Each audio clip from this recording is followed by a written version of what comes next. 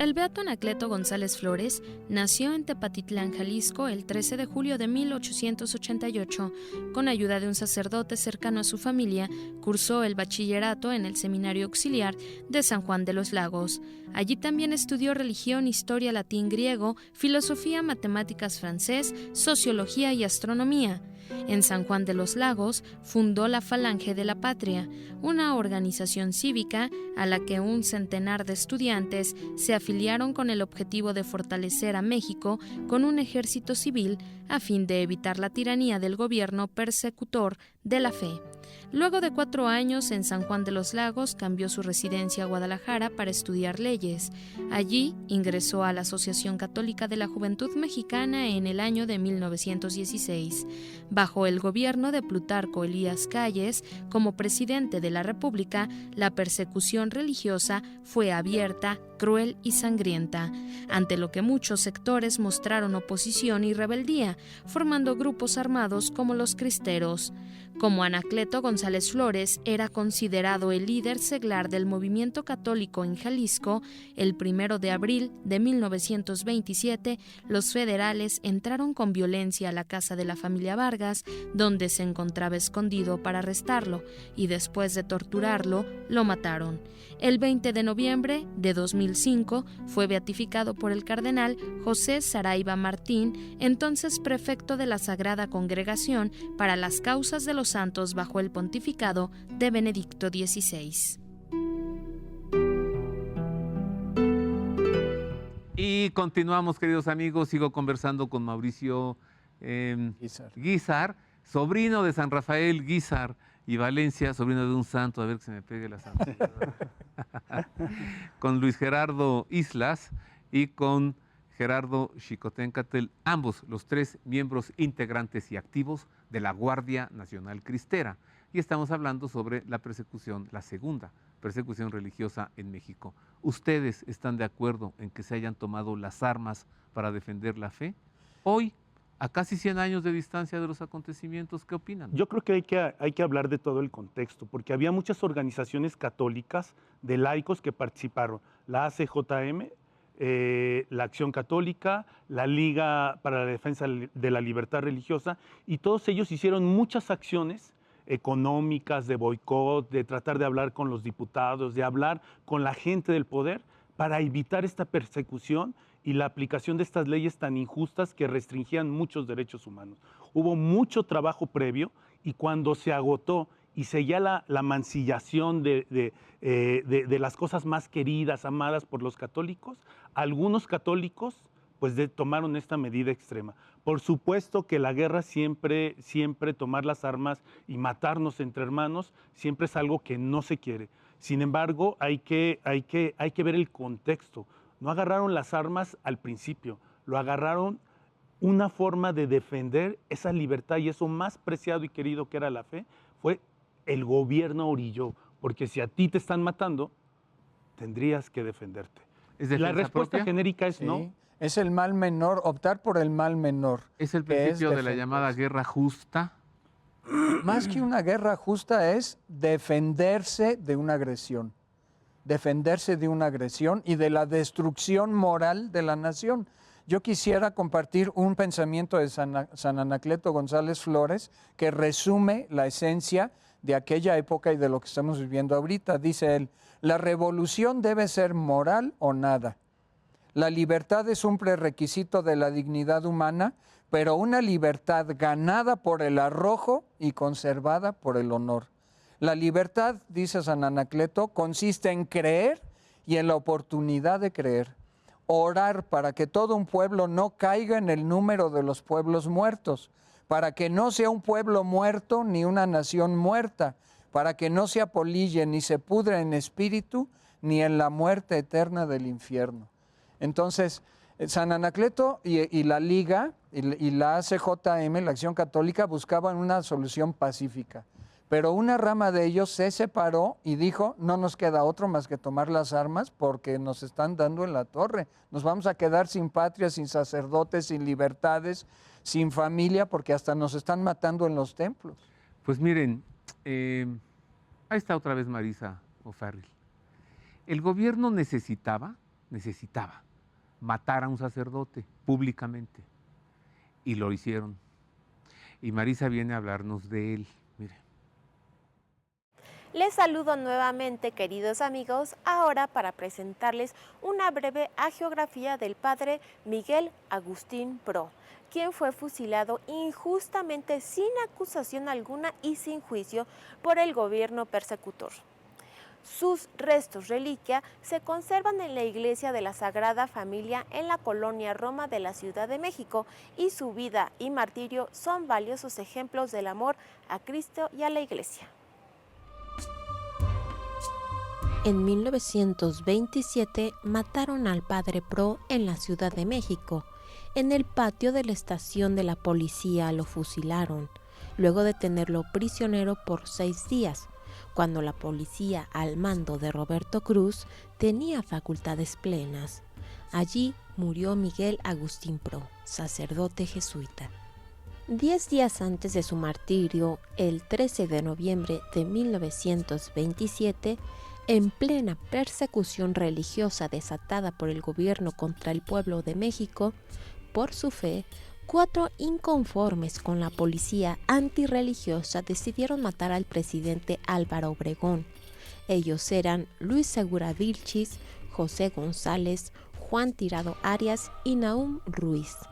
Aquel día, Segura Vilchis aguardaba en un automóvil marca Essex con sus compañeros conspiradores al paso de Obregón, sobre quien dispararon y arrojaron bombas a su automóvil, pero fracasaron en el intento.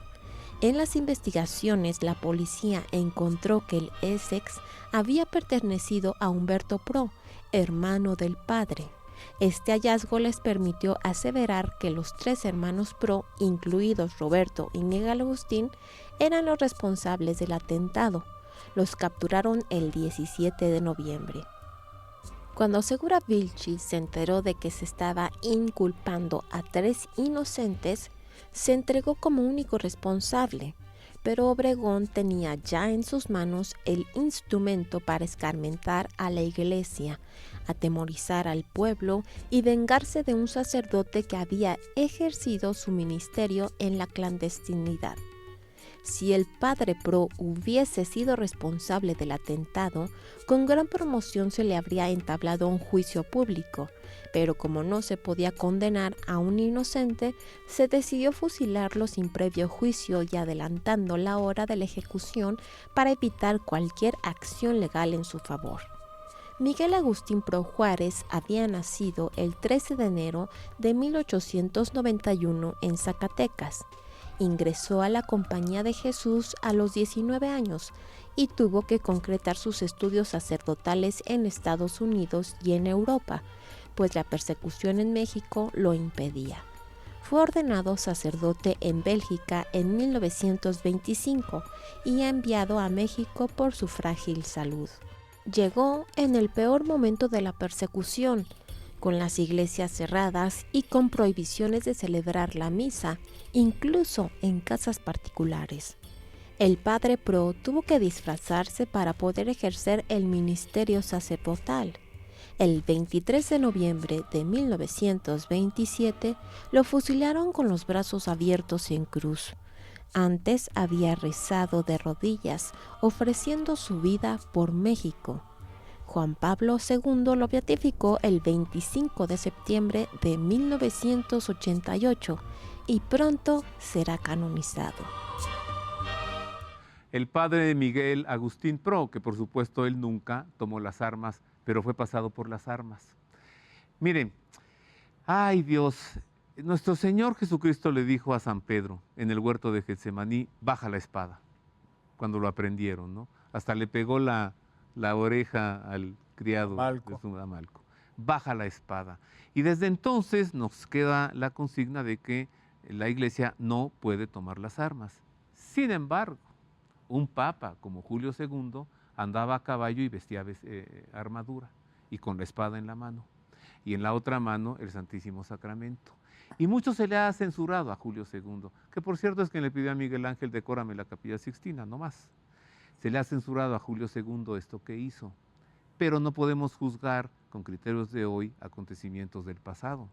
Y a todos aquellos denostadores del Papa Julio II habría que decirles, pues gracias a eso que tú censuras, hoy tienes una sede de Pedro y ha habido sucesores en el papado.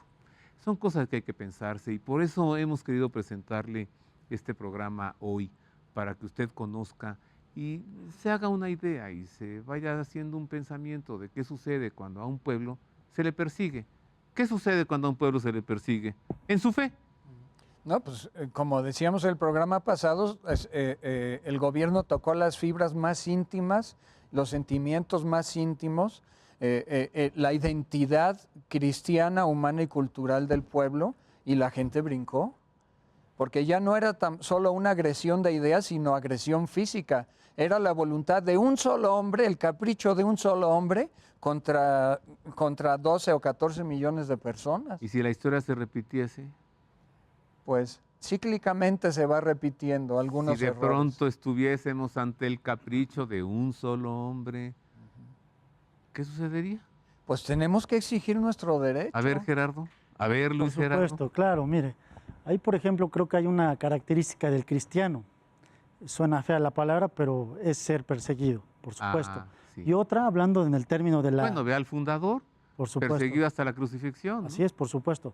Entonces, dice San Pablo, no debo sentirme orgulloso de algo más que de la cruz de mi Señor Jesucristo. Es la característica. Y regresando al punto de la cristiada, pues el mismo Anacleto González Flores no quería la guerra. Yo creo que como humanos, como cristianos, obviamente, pues no queremos la sangre ni la guerra y el sufrimiento.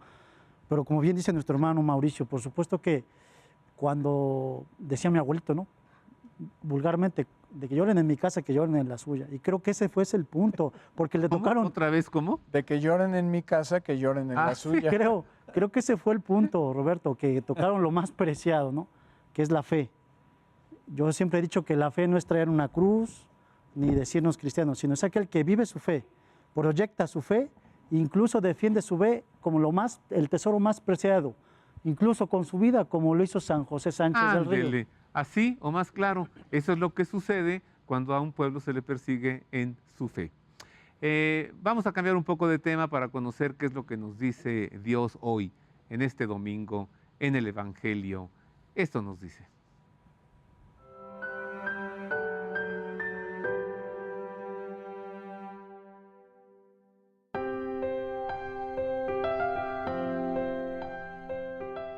En este primer domingo de Cuaresma del ciclo B, escuchamos el relato de San Marcos de las tentaciones de Jesús. Recordemos que la Cuaresma es preparación para la Pascua, es tiempo de conversión. Como el mismo evangelista nos describe en el inicio de la predicación de Jesús, el plazo se ha cumplido, el reino de Dios está llegando. Conviértanse y crean en el Evangelio. Marcos nos presenta a Jesús en el desierto después de haber tenido la experiencia de acercarse a recibir el bautismo de Juan. El espíritu, que lo impulsa al desierto, es la fuerza interior de Jesús. Es el dinamismo y la gracia que vienen del mismo Dios para que Jesús discierna su vocación e inicie el camino de su éxodo. Este desierto no es tanto un lugar geográfico, sino un lugar teológico. Es un lugar en que habitan fieras, ángeles y Satanás. Este nuevo desierto simboliza a la sociedad judía injusta de su tiempo. La culminación del éxodo de Jesús será su misterio pascual, su muerte y resurrección. El número 40 es frecuente en el Antiguo Testamento para indicar un tiempo largo en el que se desarrolla una situación que continúa: paz, reinado o peregrinación. En Jesús, los 40 días significan toda su vida y actividad hasta su éxodo total, su muerte y resurrección, para convertirse Él mismo en la patria prometida y definitiva para los creyentes. La tentación acompaña a Jesús a lo largo de toda su vida. Es el precio que Jesús debe pagar a su condición humana, pues ha cargado con los pecados de toda la humanidad. Si el desierto es símbolo de la sociedad de su tiempo, las fieras simbolizan a los poderes de este mundo. Jesús va a sufrir en su actividad apostólica las amenazas y la sentencia de muerte de parte de las autoridades judías, pero también estará siempre protegido por el Padre. Para Jesús, el desierto continúa. lugar constante de prueba y tentación, pero también de experiencia de encuentro con el Padre en los hermanos marginados y en los discípulos que seguirán su obra. En el desierto de nuestra sociedad, donde reina la tentación, Jesús es la presencia que fortalece y nos hace vencer todo pecado. Él ha asumido, desde nuestra condición limitada y pecadora, la hermosa tarea de acompañarnos, librarnos del pecado y conducirnos a la tierra prometida, que es Él mismo. En los momentos de debilidad de esta semana, sintamos que Jesús está con nosotros con toda su fuerza. Experimentemos el amor de la Trinidad que nos envuelve y nos protege.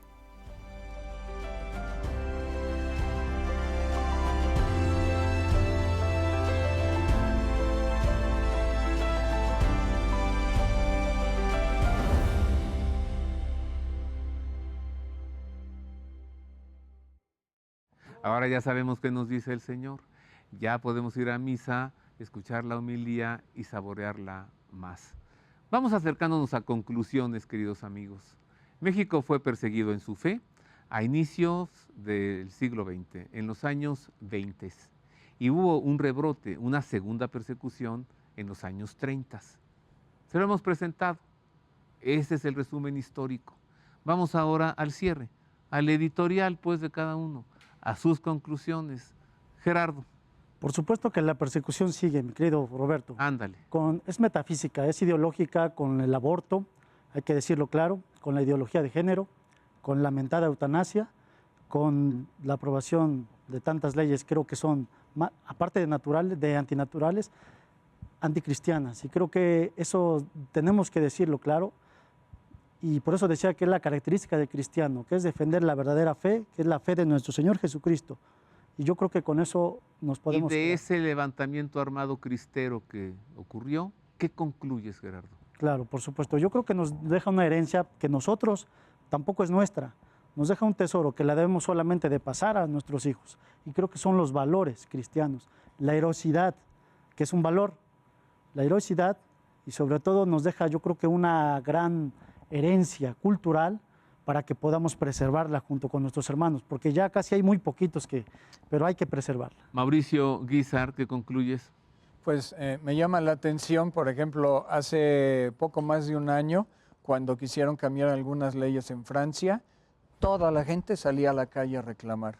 Algunos de un modo violento, que eso no me parece, pero muchísima gente, millones de personas salían a la calle a reclamar sus derechos. Y en México a veces pareciera que somos medio dejados, como que decimos, no, pues ya esto pasó, ya no nos queda de otra. No, señores, tenemos que alzar la voz, alzar la cabeza, reclamar, exigir nuestros derechos, ser participativos en redes sociales, que ahora quieren sacar una ley para restringir determinadas expresiones y decir que van contra el gobierno. ¿Concluyes, Mauricio, entonces que aquel levantamiento cristero nos deja esto? Claro. O sea, el no callarse. Luis Gerardo Islas. Esta parte del levantamiento cristero no solamente fue con armas, hay que recordar que también fue la gente que luchaba por vivir su fe y lo hacía en las noches oculto. Se suministraban los sacramentos, bautizos, matrimonios, confesiones.